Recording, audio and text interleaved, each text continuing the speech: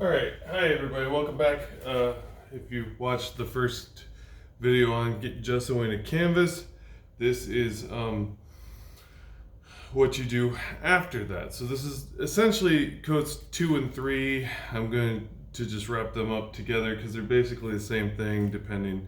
Now on the first coat, I showed you that you could use diluted gesso and that would help with the stretch and everything. However, on the second coat,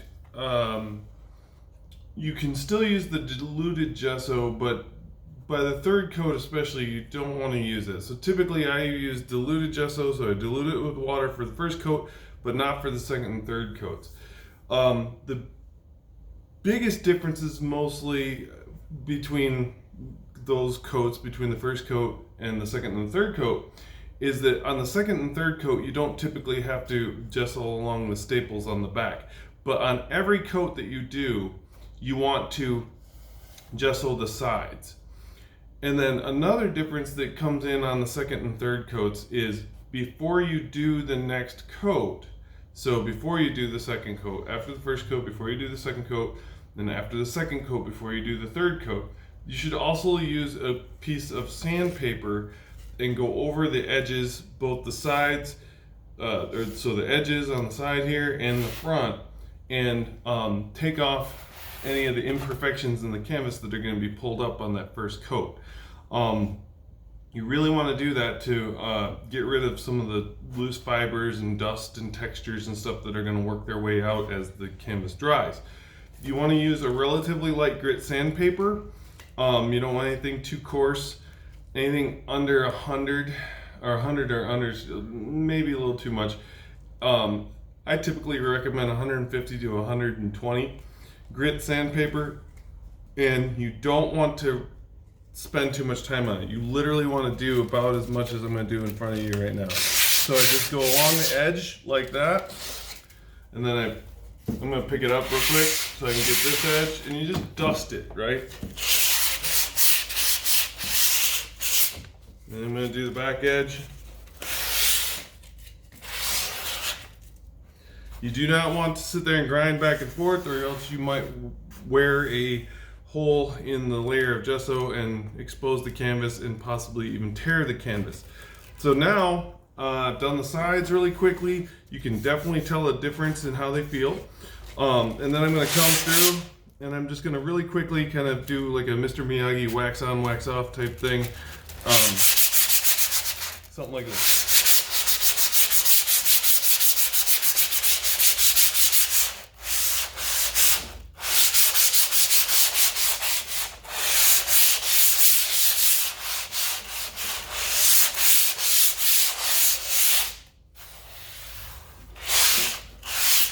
But the thing I want to point out about gesso is it's pretty tough. So don't expect to be able to have chunks of gesso from previous layers on there and be able to sand them off. The biggest thing you're really doing with the sandpaper is just taking off the imperfections that rise to the surface. You can't get the big impasto lines and big chunks of gesso, you can't get those off with sanding without tearing the canvas. So they're kind of on there. So that's why you got to treat every coat really nicely. You got to do a really good job on each one. Now, what I need to point out though, you do not gesso, or you do not sand after the final coat of gesso, which is again typically 3. Sometimes you need to do more if it doesn't look like it's good or tight or whatever. It looks like there's some imperfections. Maybe do more than 3 coats, but you do not sand before or once you're done with the gesso and before you paint. Once you've put your final coat of gesso on, you let it dry. Once it's dry, then you can paint on it with oil paint or acrylic paint or whatever you were using, but in our cases it's usually oil. So again, don't sand after you apply the last coat. All right, so one of the biggest differences that you're going to encounter with gesso that's been diluted versus gesso that hasn't been diluted is it's going to be a lot thicker. So it's going to go on a lot differently, and that's where you really want to pay attention. But one thing I didn't mention in the previous video, which is good to keep in mind for future coats, is a lot of times when you do the hospital corners, you do still have a little bit of a gap right there. When you do the second and third coats of the edges, you want to try to kind of use the gesso to sort of spackle or paste those holes shut. They'll just look more attractive when everything's said and done. Don't worry about extra threads like this. This is an old canvas that my predecessor stretched a long time ago and gave to me recently. So again, I'm going to kind of spackle those holes a little bit. You might not be able to see that, but just kind of jam it in there, but then spread it out. All right, now, as I mentioned before, so I'm gonna go ahead and do these sides. I'll do a couple sides and then I'll stop. But I'm gonna do these sides while I talk to you real quick. But as I mentioned before, what I want to do is I want to make sure that I don't go the same exact direction every time with every coat. So I like to alternate with each coat and change my direction. So on my first coat, if I went this direction, which I did, on the second coat, I want to go lengthwise. And on the third coat, I would go back to the short way, right? This is technically the second coat. We're going to treat it like it's the third, but we're going to go ahead and we're going to do it horizontally, basically. So long ways. So I'm just going to hit this side real quick here.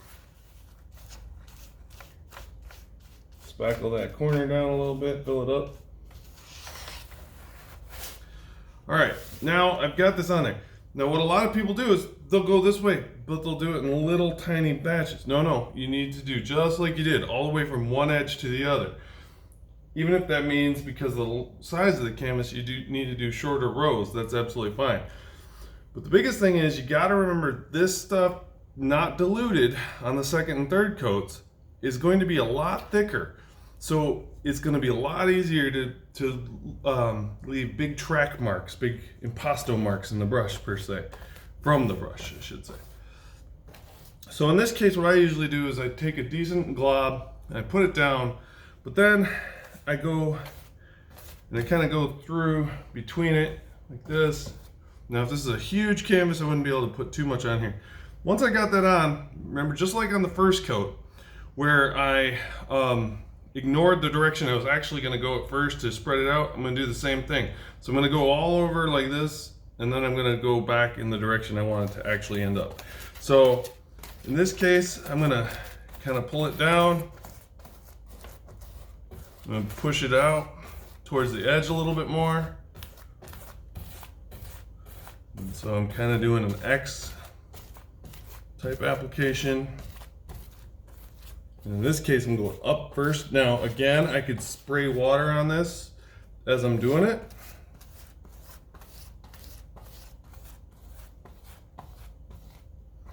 And again, I'm also pulling down for right now. And I'm going to dip my brush just because it's getting a little tacky already. Now I'm going to pull it down as far as I can to get a nice smooth coat. Now if you get a hair in there, you want to usually take the brush itself, don't use your fingers because they'll do more damage than anything. You want to take the corner of the brush, flick it out, pull that out, wipe it on something that's not harmful and are not going to damage, and you're good to go. All right, so that's pretty decent for right now. Now I'm going to take the brush, dip it in the water. It's really important to dip your brush in water. But especially on the second and third coats because the water helps level it out. There's a brush here. If you're using a brand new brush for gessoing, which usually a good idea is like a house painting brush. This is specifically a gesso brush. You're going to have some hairs that fall out. It's fine. They'll come out when you sand, or you can get them out right away. If it's been a while since you noticed or you didn't notice it right away and it's been a while and it started to dry, leave it alone. Don't try to get it out right then. All right, so now what I'm doing here is I'm keeping my arm as straight as I can for these longer strokes so I don't get a lot of curved marks. And then again, I'm unifying and flattening with the water and by going back over in the direction that I want. Okay, now I'm going to continue on. So again, we want to keep a wet edge, but we don't want to put new paint up in there. We want to put nearby. And again, I kind of do something like this usually. Decent sized globs. If this is a big canvas, I'd have to do a lot of parts to get it all filled up, but this usually works pretty good because you want to keep a wet edge, but you don't want to go too far back at a time. So you got to work in smaller areas on a larger canvas than what I'm able to work with here. So again, spread it around. In this case, I kind of loaded it a little too much to this side over here. Push it around, bring it down.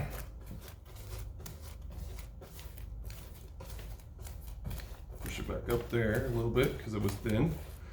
Now again, on the second coat, if you can still see through to the previous coat or the raw canvas, not necessarily ideal, but there's going to be one more coat. So you don't want to track up your previous or your current coat by trying to patch it after it's already started to dry.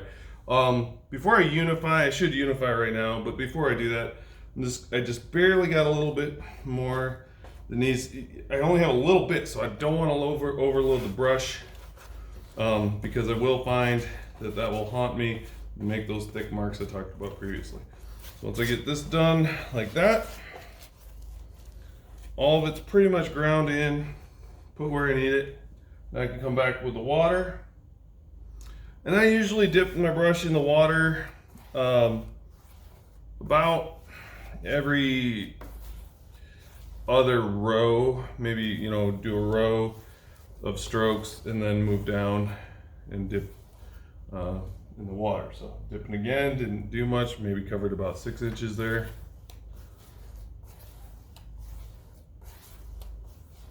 Again, edge to edge, keeping my arm relatively straight so I don't have a bunch of curved lines. You are gonna have some marks from the brush, you just don't want them to be too deep. Just a little bit more.